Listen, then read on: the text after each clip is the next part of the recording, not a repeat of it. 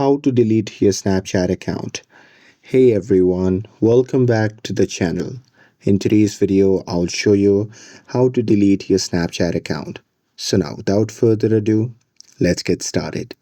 So here, first thing first, open the Snapchat app on your phone and make sure that you're logged in to your account.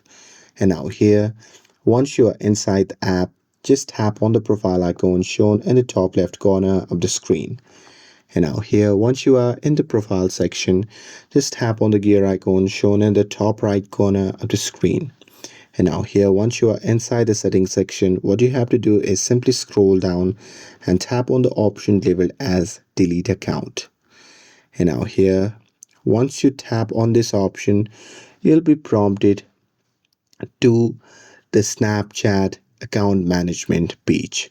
Now here, what you have to do is simply log in with your Snapchat account, and after that, on the next page, what you have to do is just tap continue and then tap on delete account.